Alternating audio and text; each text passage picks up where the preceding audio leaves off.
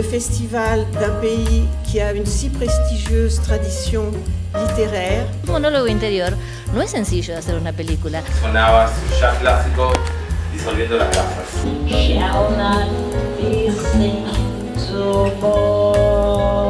I wrote this essay, which is 59 facts about Albertine.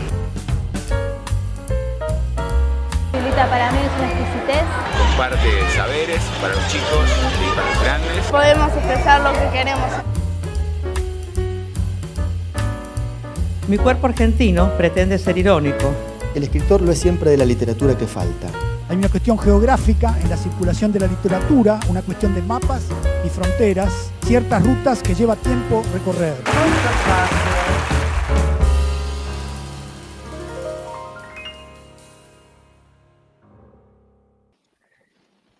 Bienvenidos a Filba Online 2020, a la lectura Cambia Todo Cambia, con la que damos inicio a la programación por nuestro canal de YouTube, que este año será una de nuestras principales sedes.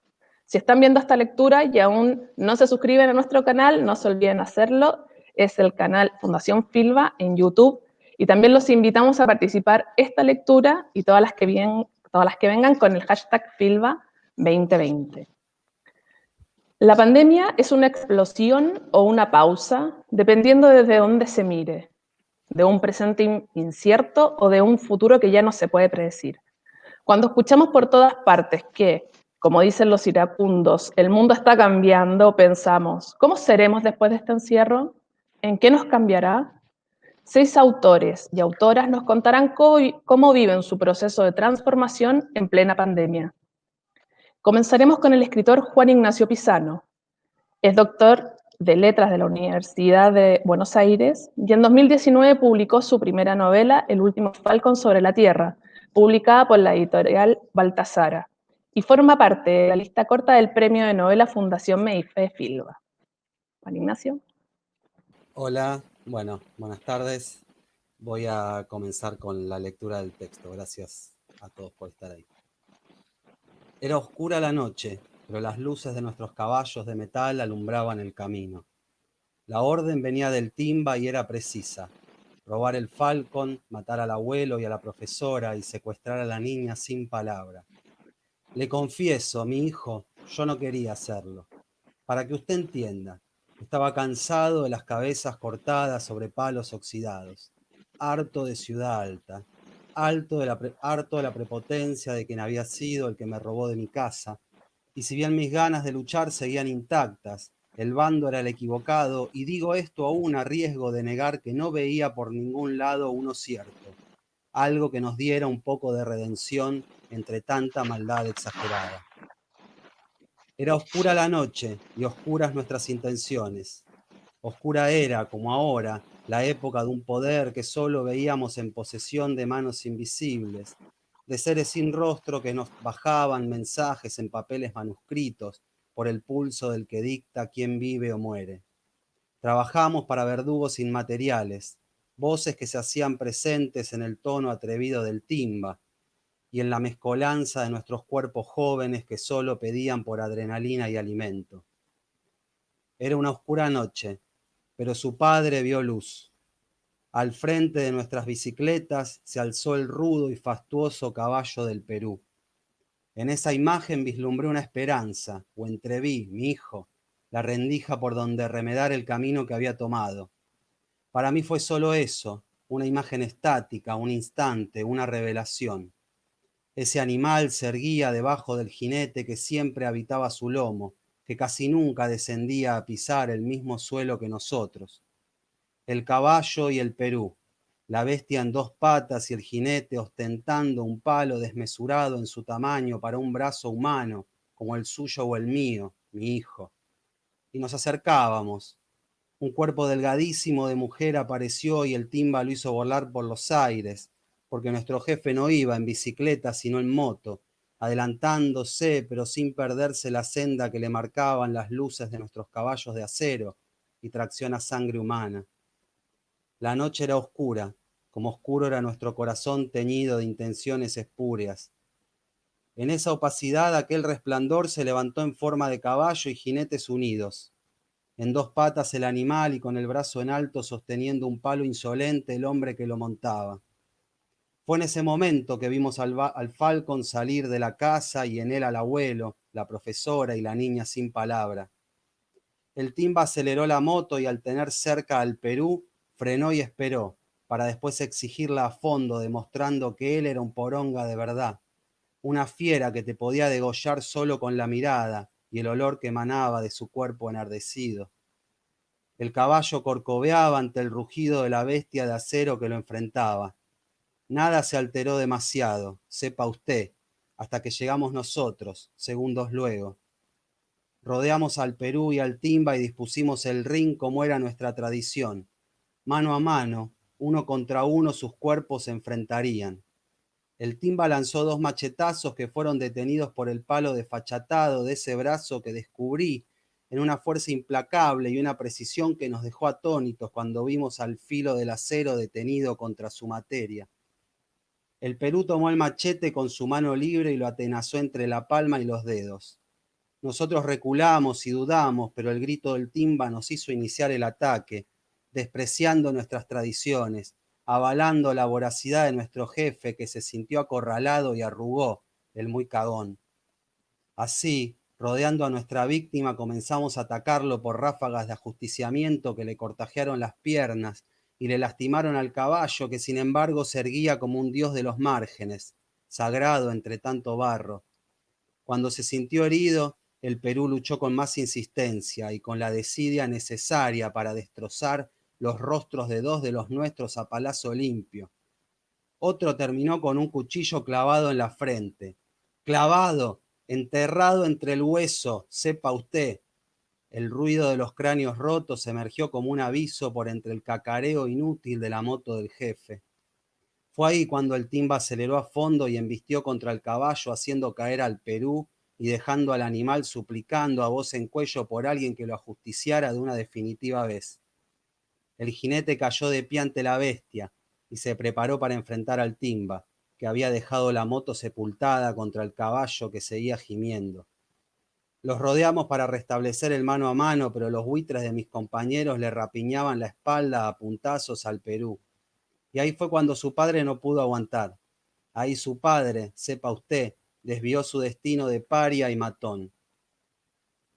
Era oscura la noche, y en ese momento se alzó sobre los ruidos del entorno mi voz en queja. ¡Abran cancha! ¡Que la hormiga no consiente! ¡Que se mate ansí un valiente! Grité y mi negrura, camuflada por la parquedad de la noche, se unió espaldas con espaldas junto al Perú. Peleamos bravo y dejamos el tendal de cuerpos degollados y amputados en la puerta de la casa del abuelo, la profesora y la niña sin palabra, que es también su madre, mi hijo, y que es también mi amor, sépalo. Pero ellos andaban muy lejos arriba del Falcon que ya no entregaba al viento el rugido de su motor. Era oscura la noche, como su padre, mi hijo, pero entre mi cuerpo turbio y la penumbra del cielo calmo, aquello se encendió. Un destello, un llamado, una invocación después de la cual todo cambiaría, mi hijo. Y de ese cambio vendría el encuentro con la profesora, que nos enseñó a vivir de otro modo y a combatir a la ciudad alta. En esa transformación se allanó mi camino hacia el abuelo, que me mostraría cómo funcionaba el Falcon, con el que después me hice conocido de todos. De esa noche también nacería una posibilidad de amor en su madre, la que nunca me dio palabra, pero que lo parió a usted. Siga mis instrucciones, mi hijo. Sus desaparecedores pagarán, y pagará la ciudad que nos ha reventado el alma. Era oscura la noche, pero entonces nació luz, y hubo mundo, y hubo usted. Gracias. Gracias, Juan Ignacio. Ahora continuamos con la lectura de Andy Nachón. Andy es poeta y docente. Ha publicado más de 9 títulos de poesía, entre los que se encuentran Plaza Real, Viernes de Chicas y En la música vamos, poesía reunida entre 1990 y 2019.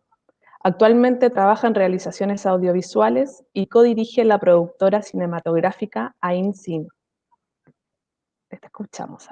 Hola, un placer para mí estar acá. Ahora, En este instante digo, en lo inconstante, en lo inconsciente, en lo fugaz me disemino. Néstor Perlonger. Desde marzo, cada día te repetís estos versos y subís al cuartito de la terraza. Como la loca del desván, tus jornadas laborales se centran en un espacio acotado y estás cómoda con tu claustro. Ahora que es nuestra película de ciencia ficción planetaria, un tiempo que conjuga virus letales, terraplanistas, fanatismos zombies y la amenaza neoliberal que clava sus garras. Pensás en Debré, cada avance ha sido una espiral en retorno hacia algún arcaísmo. Decís esto y admitís, en esta desolación te tocó el subconjunto afortunado. No perdiste trabajo, son 3 y hay terraza. No dirías la vida te sonríe, pero sabés el privilegio que ostentan estos meses tuyos en comparación con la realidad más cruenta de tantísima gente amada. Te desdecís y confesás, sos una asalariada. Las jornadas antes extensas hoy son eternas. Adaptamos trabajos, aceptamos ser recursos disponibles y escuchamos lemas como no detener la productividad. Hasta la fin del mundo se capitaliza y se transforma en eslogan vacío. Solo en la docencia se hacen presentes otras cuestiones y aunque ahí hay comunión, es evidente que algo falta. Pensás los posteos del poeta Javier Roldán, docente en el conurbano, cuando testimonia clases por WhatsApp y mail. Y confirma también la falta feroz del compartir en común. Es en los sitios más vulnerados, que son la mayoría del universo, donde la ausencia de cuerpo revela la paradoja de nuestro ahora. Todo cambio lleva pérdidas. El asunto es que una vez más parece que seremos testigos impotentes de esas pérdidas del lado de la debilidad. Es suficiente con hacer foco en cualquier situación de indefensión para constatar esta realidad. Sean los bolsones escolares, el equilibrio precario con que las mujeres teletrabajando mantienen sus hogares, los humedales quemados o una enfermedad casi fatal para la población arriba de 60 años. Y definitivamente es la verdad filosa de la violencia puertas adentro y sin límites en esta forzosa convivencia 24/7. Procurás no abismarte y recordás la canción de Peter Hamill. No intentes decirme que nada cambia, nada muere, nada es nuevo. Pero no era este el cambio que esperabas, una transformación que reacomoda los privilegios pequeños burgueses a un clic de cualquier consumo cultural y toda compra, mientras afuera el mundo estalla. Un cambio que deja de lado la verdad del cuerpo. Y si hay alguna posibilidad de encuentro con otro, es a través de la real fragilidad de estos cuerpos que somos, poco más. Si en esto se transformó tu horizonte de sucesos, contame qué hace la escritura con ello. Mejor, ¿qué va a ser el poema? Ese espacio en el que todo tiene lugar y es recepcionado como enunciado de realidad, afirma Hamburger. Tal vez por eso Anne Carson sostiene que, si la prosa es una casa, la poesía es un hombre en llamas corriendo por ella. Una percepción extremada. Lo decís y resuena la urgencia en los versos de Muriel Rukeyser. ¿Quién hablará de estos días? Sino yo, sino tú. Y hablar es atestiguar, esa cosa loca que hace el poema con el tiempo, al encarnar todo aquello que se pierde. Te detenés, mirás las plantas y pensás en esta clave, una subjetividad, no un yo, menos un ego. Así aparece la sabiduría de Mirta Rosenberg. No sé, mejor háblame y te creo, así como quien reza, sin un deseo de asceta, todo poema es de amor. En este paréntesis de la vida como la entendimos, la mirada se vuelca hacia adentro y resonamos con el afuera. Pensás este suceso en términos de acción concreta, hacemos eco en conexión. Un ritmo que excede el corset semántico y la jaula de la lengua para crear nuevos sentidos. O, como sostiene Nadia Prado, Si hay algo que no obedece a ninguna misión, ni sucumbe al anquilosamiento o a la banalidad, es el poema. Entonces recordás, si algo importa, todo es importante. Así llamó Wolfgang Tillmans a su retrospectiva en la Ted Gallery y exhibió todas las fotos que sacó durante un periodo de tiempo. Su gesto hermana para vos con el accionar del poema. Si algo importa, decís esto y revivís meses en que la tribu poética se amucha en encuentros virtuales. Reaparecen estos versos de Juan García. Vuelve, estallido en el ojo de la memoria, en sombra sobre lo que no oscurece. Y Gaby de chico parece responderle, en la escritura íntima, en la inscripción irrevocable del olvido, un jardín en zona inhóspita puede cambiar la visión del mundo. Rodeás eso que buscás y fuga, decirnos de otras maneras, dar ese salto al que Úrsula Le Guin nos instaba cuando afirmó que si el derecho divino fue vivenciado como eterno y cayó, este sistema también puede ser revocado. Si bien los poemas no salvan ni luchan contra el capital, su revuelta íntima da la cara ante esta sociedad espectacular y revela otro espacio de posibilidad. Si no, pensemos cómo Alicia Genovese recupera el verbo religar, hacer que la tierra sea tierra, vuelva a hacerlo, con nosotros atados a ella, atados a los lazos que devuelven confianza a las palabras de la protección. Compartís estos versos y pensás, sí que son tiempos aciagos, separados por una pantalla de clichés que repiten consignas vacías, homologan y atan. Este real convive con el poema y la voz de cada poeta.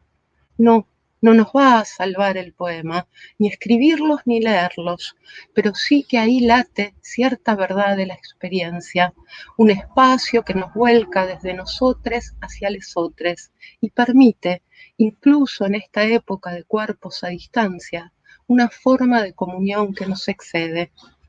Ahora vas a detenerte, vas a abandonar el cuartito de la terraza y mientras bajes la escalera, la tía Perlongar de nuevo va a decirte al oído, ahora, en este instante digo, en lo inconstante, en lo inconsciente, en lo fugaz me disemino.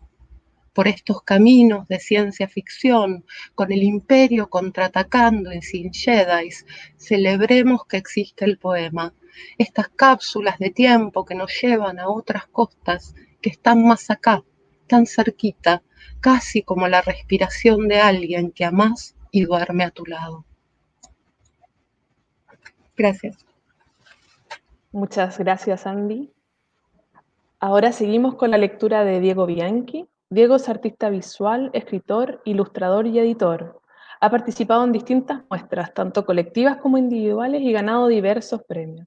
Actualmente es director de la editorial Pequeño Editor y ha publicado más de 10 libros, entre los que se encuentran Rompecabezas y Abecedarios. Muchas gracias por la invitación a participar de esta nueva edición de Filba. Abro comillas.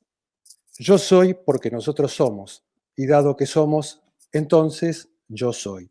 Cierro comillas. Pienso en pandemia y entiendo el suceso como el eslabón de una larga cadena. Problemas mucho más grandes se esconden detrás de nuestro aislamiento, producto de la inercia arrastrada que muestra nuestra decadencia, nuestra extrema voracidad individualista que no nos permite pensar como comunidad.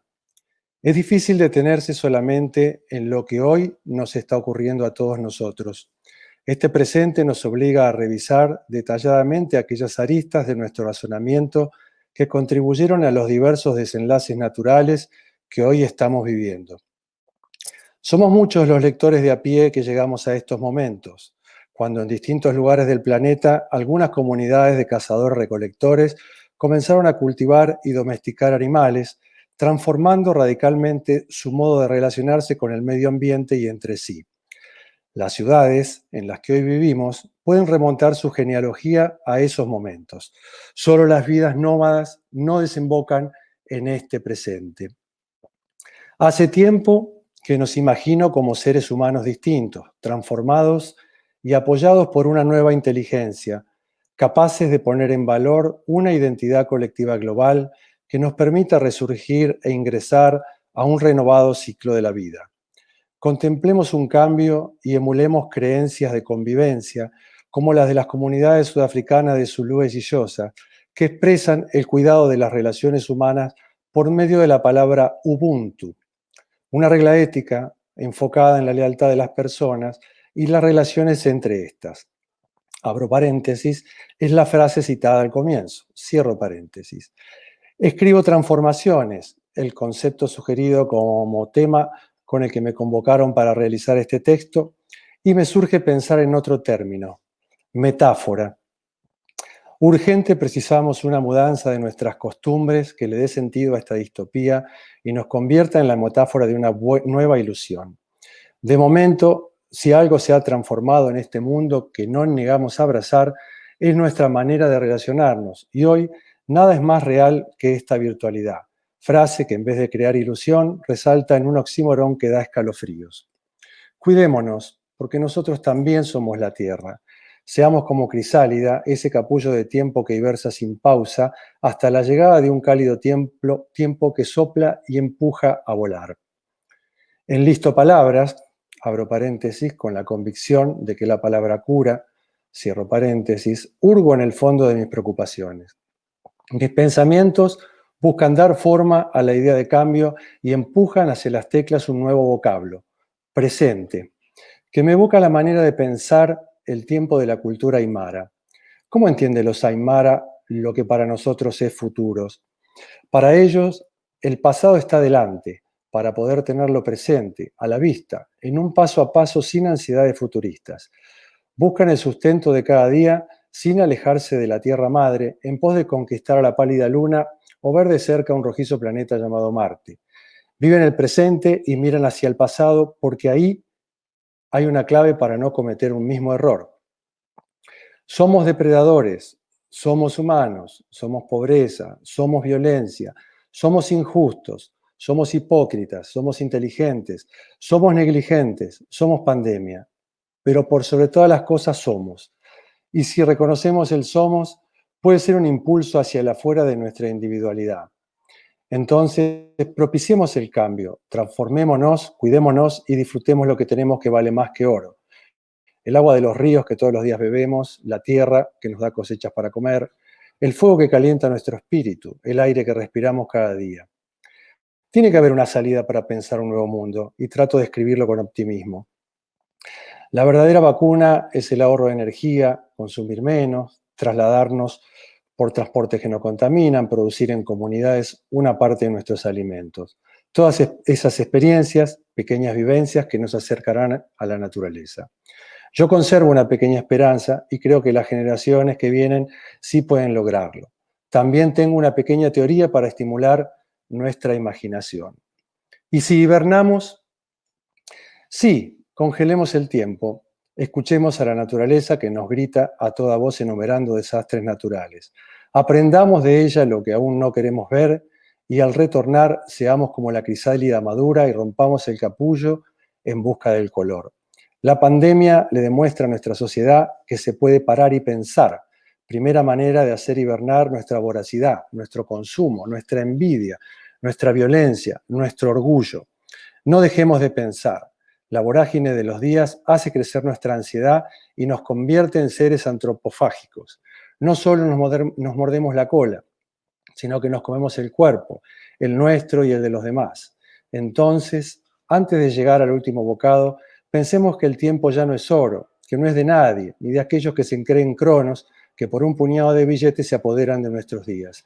Hibernemos, sí, probemos, ahorremos energía, reduzcamos el exceso de consumo, paremos de crecer en las estadísticas económicas y crezcamos en equidad.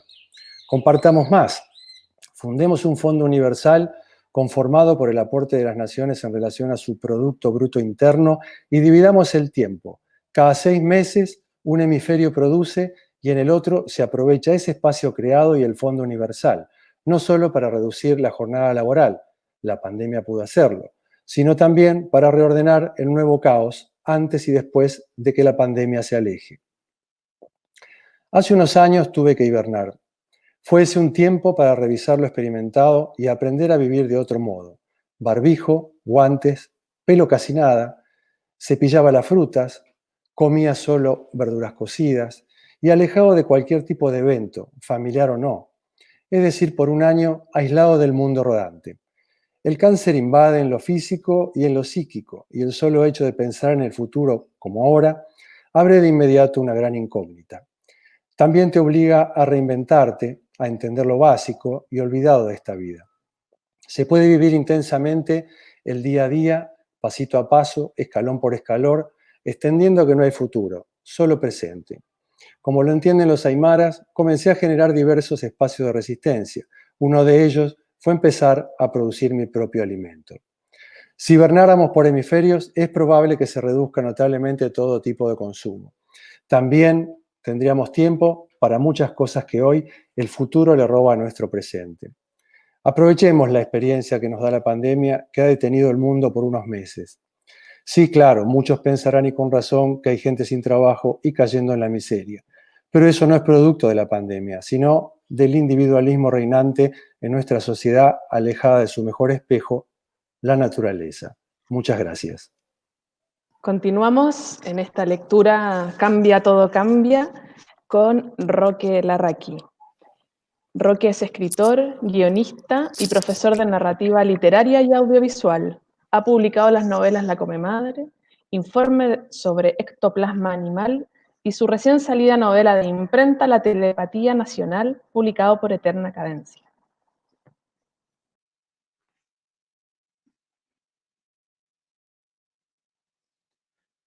Hola, buenas tardes. Un placer estar con ustedes. Hablo con un amigo a través de una pantalla. Me cuenta que sus padres le dijeron que cuando él fuera grande, las iglesias ya no tendrían poder. Lejos de las leyes y del Estado, irían apagándose en menos de un siglo, como el pensamiento mágico en general, reducidas a un folclore de narraciones míticas y hermosas. También le dijeron que la cultura del capital no se impondría en el mundo, porque el capitalismo llevaba en su seno el germen de su propia destrucción. Esto se lo dijeron a mediados de los años 80. Vivía con sus padres en una casa frente a la avenida General Paz, que divide la capital de la provincia. A pocos metros de esa casa había una feria municipal con carnicerías, fiambrerías y verdulerías. En la entrada de la feria, un grupo de cholas bolivianas tendía sus mantas en el pasto para vender ajo, limones y a veces bolsitas con orégano. Para él, eran la prueba de que la vida porteña, color té con leche, podía ser distinta. Era distinta ahí mismo, en la vereda de enfrente de su casa. Sentía curiosidad por saber de ellas. Cada 15 o 20 días los puesteros de la feria municipal llamaban a la policía para que las sacara de la entrada. Hasta él, que tenía unos 10 años, entendía que el volumen de sus ventas no representaba ninguna competencia para los feriantes. Los vecinos blancos y casi blancos de Liniers, que las tildaban de sucias, aplaudían que las policías les patearan la mercadería y las corriera entre los autos de la avenida. Que se volvieran a Bolivia, les gritaban. Sus padres eran primera generación de universitarios. Su padre había sido campesino en Córdoba y después obrero. Tuvo la primaria inconclusa hasta que a sus 30 decidió terminarla. Estudió a la par del trabajo y a los 45 se recibió de médico y se dedicó a la psiquiatría. Su madre era empleada administrativa de un hospital y había estudiado música en el conservatorio. El sistema público y gratuito de educación les había abierto y multiplicado las opciones de vida. Habían llegado a esta casa alquilada de clase media en Liniers, clase media inestable, decían ellos, que para ahorrar plata funcionaba al mismo tiempo como casa familiar en el primer piso y consultorio psiquiátrico en la planta baja. El piano de su madre estaba en la planta baja, en el área pública de la casa, y ella lo tocaba cada vez menos. Un día escucharon los gritos de las bolivianas perseguidas por la policía y esta vez sus padres corrieron a abrir la puerta de la casa para darles refugio. De paso podían darle a él un ejemplo de solidaridad. El padre, sobre todo, temía que este pibe que no había conocido la pobreza como él se convirtiera con el correr del tiempo en un pequeño burgués. Enfrente, 2 mujeres tironeaban para que no les quitasen la mercadería. Otras corrían llorando hasta el túnel que cruzaba la provincia. Sus padres las llamaron desde la puerta, les hicieron el gesto de invitarlas a entrar, pero no se acercaban. La idea de un argentino ofreciéndoles ayuda les habrá parecido una patraña. Pero dos que venían retrasadas por el peso de las bolsas y sintieron en el cuerpo el cerco de la policía, no tuvieron más alternativa que entrar a la casa. Las hicieron pasar y las sentaron en los silloncitos junto al piano. El chico se quedó junto a ellas, mientras la madre y el padre iban a buscar algo de tomar. Nunca las había tenido tan cerca. Ellas no lo miraban, estaban agitadas, acababan de evitar una golpiza. Los padres volvieron con agua, té y galletitas. La madre sacó charla puteando a la policía y ellas repitieron 2 veces la palabra policía, pero no se entendieron, hablaban muy poco español. Había que dejar pasar el tiempo y no estaba claro qué hacer mientras. Es difícil para un grupo de desconocidos estar en silencio. Finalmente las cholas se pusieron a hablar entre sí y cortaron la tensión de la escena. Él las escuchó hablar fascinado con unos sonidos que no conocía y las miró mucho, demasiado, hasta que ellas se cansaron de fingir que no lo veían y se torcieron para darle la espalda.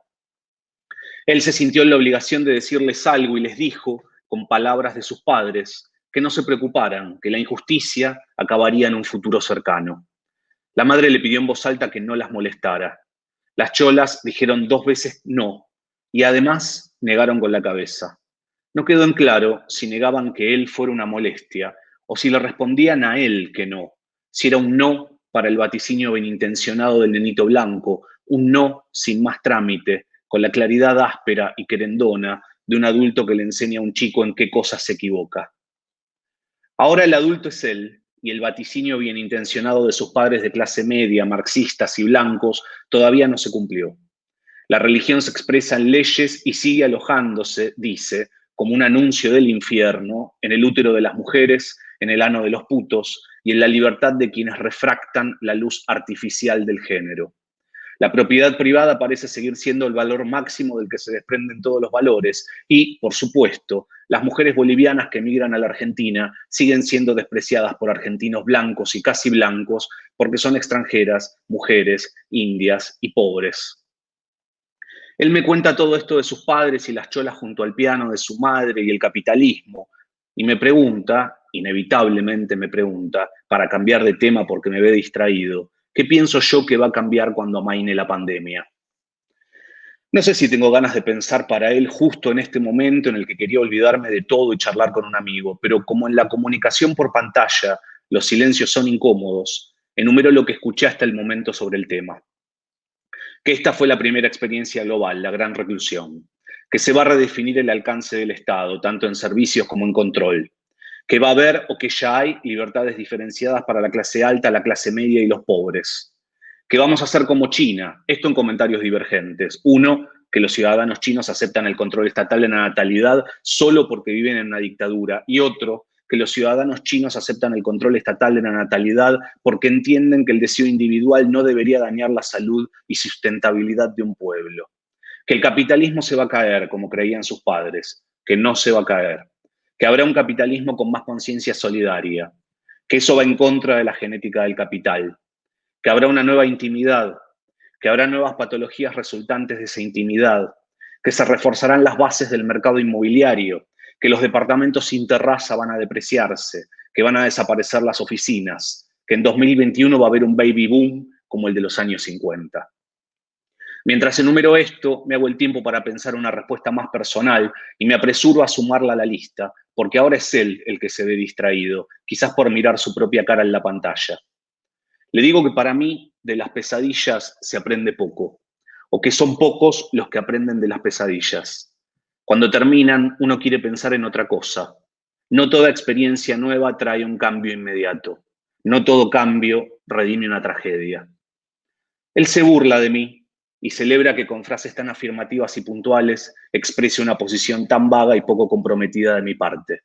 Nos reímos y la conversación toma otro rumbo. Gracias. Gracias, Roque, por tu lectura. Ahora continuamos con la lectura de Mariana Dimopoulos.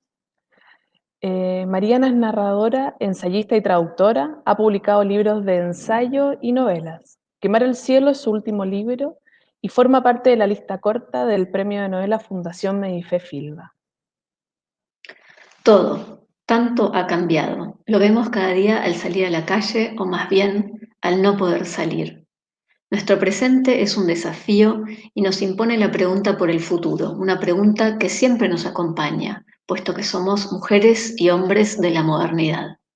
Antes eso no era así. Antes el horizonte del futuro era igual para todos, el de la repetición, y lo que dividía las aguas era el destino en el otro mundo, entre los condenados y los salvados. Algo de eso y de esos miedos se conserva en nuestros pensamientos sobre lo que vendrá. Lo hemos heredado de nuestros ancestros, los creyentes. Pero esta vez el presente nos impone la pregunta por el futuro de una forma drástica. Pues el cambio ya está entre nosotros y no es para bien. Hay muy pocos ganadores en esta situación novedosa y ni siquiera este cambio es tan absoluto, porque hubo otras pandemias en la historia de nuestro mundo humano. Estamos y no estamos ante lo nuevo. ¿Qué hacer? Hay que pensar al menos de otra manera. No es el cambio lo raro, sino lo constante. Las leyes que describen el planeta y el universo no son estables, y tampoco el mundo y el universo lo son. Hay más bien etapas de estabilidad. Por eso es posible que tantos anhelen regresar al pasado, precisamente porque esto no es posible. Ahora bien, esto que ya ha cambiado, ¿qué pide de nosotros? Pide un trabajo. Y este trabajo puede ser el del regreso a lo conocido, que será un regreso arduo, o el trabajo de consagración de lo nuevo. Así se conocen las crisis de la historia. La tentación de hacer pronósticos es tan grande como la tentación de caer en la melancolía. El problema del cambio es para nosotros el problema de la revolución. Al menos desde el siglo XVIII, Occidente se piensa como racional, como libertario, como amigo de lo nuevo. Su forma más inmediata es la técnica, el desarrollo, la forma del progreso. Pero los cambios profundos son cambios revolucionarios. Desde que inventamos el progreso, entendemos el mundo en una transformación precisamente progresiva y, sin embargo, hay enormes fuerzas de la conservación que también nos empujan, y no siempre hacia lo bueno. Queremos nuestro pasado. En parte es un acto de supervivencia, es un acto cognitivo. ¿Por qué? Los seres humanos nos organizamos sobre la información y los saberes adquiridos. Si todo cambiara todo el tiempo, sería imposible orientarnos en este mundo. Pero ¿cuánto cambio? ¿Qué ganaré y qué perderé? Enfrentarse con lo abierto, como lo llamó una cierta filosofía del siglo XX, es un desafío a la costumbre humana, también en su costado nefasto. Pero hemos dicho que el cambio puede ser para peor. Podemos decir por ahora, cambiarán el modo de comunicarnos, de encontrarnos y de asociarnos. También el modo de producción de ciertos bienes y de cierto modo del esparcimiento y en general de la comunicación. No cambiarán necesariamente las desigualdades, las injusticias, la precariedad, si no hacemos nada para que esto ocurra. Estos cambios afectan desde lo más pequeño, un individuo, hasta la organización misma del mundo. Y eso da vértigo. Mientras muchos, muchísimos, luchan por la supervivencia y solo pueden desear volver a la forma del mundo que habían conocido, cuyas reglas, aunque crueles y hasta asesinas, al menos les habían permitido sobrevivir hasta hoy. Decimos entonces lo grande y lo pequeño, lo individual y lo colectivo. Si por un lado nos sentimos aislados, por otro lado vemos que la vida que viene con mayúscula, es con y gracias a los otros. El mundo entero y el corazón y el estómago del último hombre en el último rincón del mundo dependen de esta verdad. Y eso da vértigo. Ante todo porque no hay lugar correcto donde establecerse. Carecemos del punto de Arquímedes que nos dé la objetividad necesaria. No es posible no estar equivocados. Caminamos por la cornisa de la contradicción. ¿Qué trabajo entonces? Y digo hoy, el trabajo de pensar y de hacer.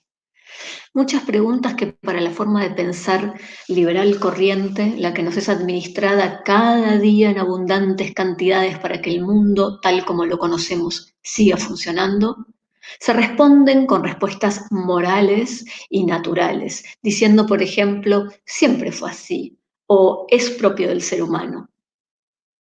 Esto es una trampa. Sabemos que somos el resultado de un proceso temporal que dialoga con una genética y con las condiciones de la naturaleza que nos rodea, pero ante todo somos un colectivo histórico en sus relaciones. Vale la pena pensar la cantidad de cosas que, sentados solos en una isla, carecerían completamente de sentido. Si digo el dinero es porque resulta el ejemplo más fácil, pero no es lo único. Siempre se hace para el otro cuando hacemos para nosotros mismos. Estamos en una red y somos una red, las dos cosas. Si un médico nos atiende en un hospital es porque le pagan por ello. ¿Qué pasaría si renunciase de todas formas, si abandonase el juramento hipocrático? Estamos en una red y somos una red. Esa red cobra una forma bien palpable en el Estado, con su costado positivo y su costado restrictivo. Por eso tantas voces se han alzado mentando las libertades, desde los isleños del yo, los Robinson, tanto como de los denunciadores de la biopolítica. Condenamos lo global con su ilusión de igualdad, pero hemos cantado loas al internacionalismo. Lo que nos conecta es al mismo tiempo lo que nos vigila. Pensemos en la lógica de Internet. La naturaleza que admiramos al viajar es la misma que destruimos al llegar hasta su última hoja verde. No comemos más que a costa de los otros.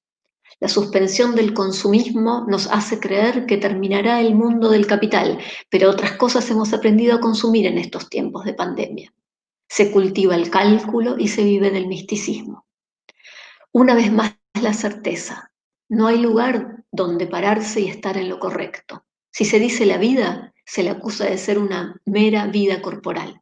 Si se dice el espíritu, se recubre con bellezas morales e interiores lo que es pura materia, nuestro yo con los otros, en los cuerpos y en las voluntades. Pero tanto ha cambiado todo que hasta ni siquiera se puede hablar. Hay que ir hasta el fondo de las palabras. Si decimos libertad, mirarla con lupa. Si decimos verdad, revisar bajo el ruedo de su vestido.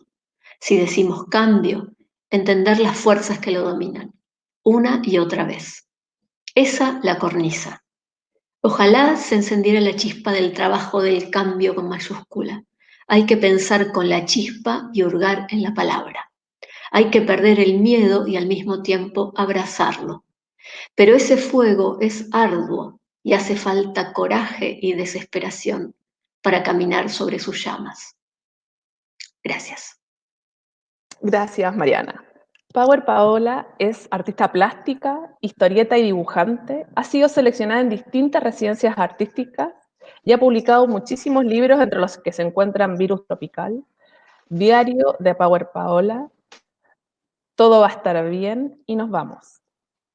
Ahora nos acompaña con su lectura, Power. Gracias, hola a todos. Me dijiste separémonos. Hoy me pregunté qué hago aquí. Me fijé en las plantas del balcón. 3 de ellas han sido tomadas por las hormigas. Acabo de pasar la última media hora sacándolas de raíz. Por lo menos a 2 de ellas. A la otra la aislé. Todo quedó lleno de tierra. Las raíces se lo habían tomado todo. Y yo con ganas de escapar una vez más. Me dijiste separémonos, pensando en un futuro.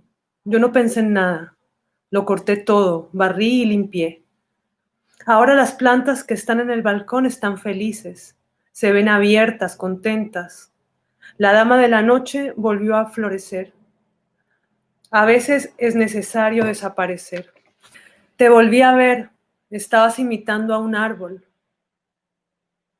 Sobre la mesa un libro de Jung y el tarot. Mi celular, una libreta para dibujar, el infierno, una agendita que encontré en el cuarto donde mi papá murió, el parlante rosado igual al de mi psicóloga, un fanzín de cimbres, el periódico de hoy, el mate, una taza de té, un lápiz, algodón, un termo y mi computador, sin batería.